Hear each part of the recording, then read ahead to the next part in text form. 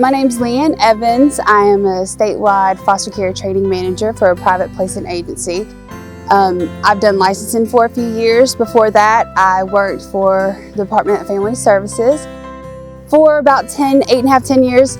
And even before that, I grew up in the state of North Carolina foster care system from 5 years old to 18 years old.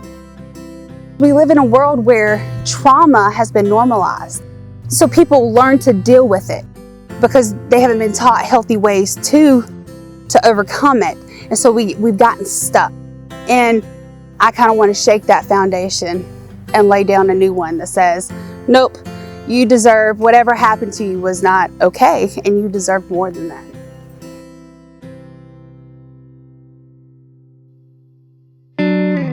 So I can look at pictures of myself as a child, but I never mentally was that child. Like, it blows my mind that I was a kid. So when I look at pictures of myself as like a 5-year-old, a 6-year-old, it just doesn't make sense because my mind was never that young. I feel like I lived several years or many years, even though only being 5 years old when I entered the system.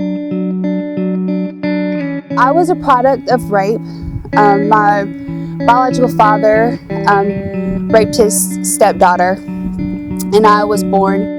And in order to hide it, they said that I was my half-sister's twin. So even my birthday, I didn't even have a birthday. I was kind of like just an extension of my half-sister.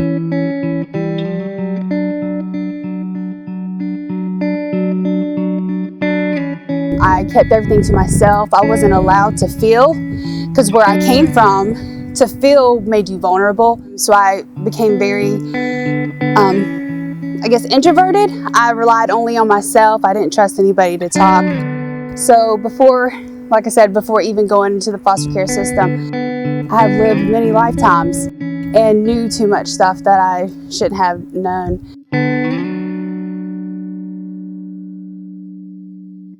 From 5 to 8 years old, I went to 13 different foster homes.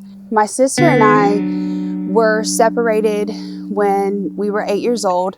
She needed to go to a therapeutic foster home. And for good behavior, I got put in a children's home, which confused me as well. But at that time, I just said, okay, this must be the way life is supposed to be. Like, I'm not supposed to have family. I'm not supposed to love. I didn't trust love. Love to me was very conditional. Love to me was something I didn't want, because those who said they loved you, the next day you're moving out of their home. And it's not even just like the foster care system where I came from. The love that was fed to me was only later to be soured and regurgitated. It wasn't something you wanted to accept. My social worker, I remember my social worker, and she was great. Like, I was lucky to have only a couple social workers during my time. I got a new one when I was 16 because I moved to the ILP status. But she, I remember being in 3rd grade, and she picked me up from school, and I gave her my report card, and I was so nervous because my conduct grade was like a D. She looked at the report card and she said, LeeAnn, so you're gonna go to college? College? What? I thought college was something that you watched on TV, or rich people got to do. I never thought that was a story for me. I never thought that was an option for me. And I remember that day that seed was planted to make me say, okay, I'm going to college. I'm gonna be more, And I was the first foster child from the county I was from to graduate high school and go to college.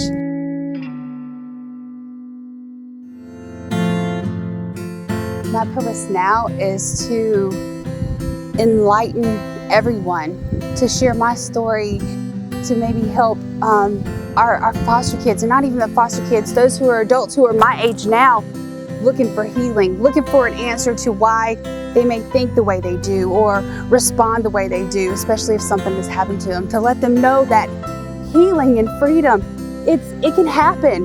And I love that foster parents, adults, can connect to the same type of healing, which goes to show that it's more than just for our children.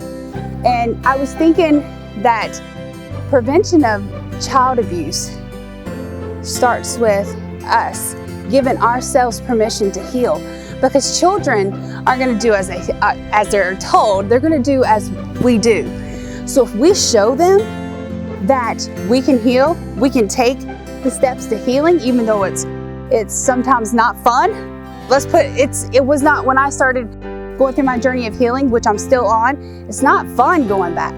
However, I have a support system, and the children watching me in my life, I'm giving them permission to heal.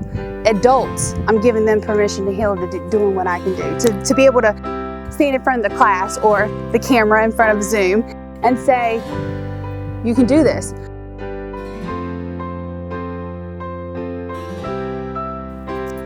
Dad, I love you.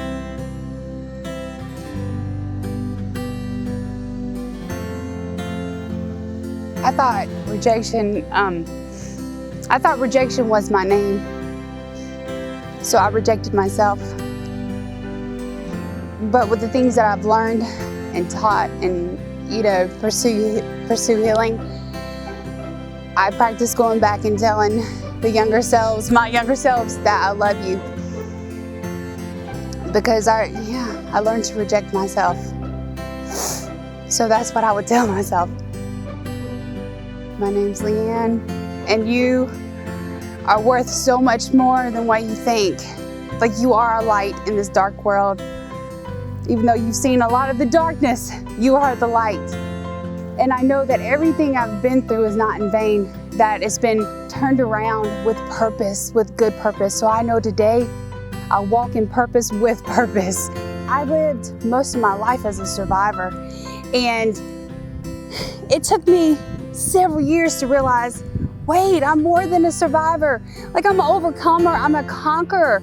And I want other people to know that they are conquerors as well. That we can live in spite of what happened to us.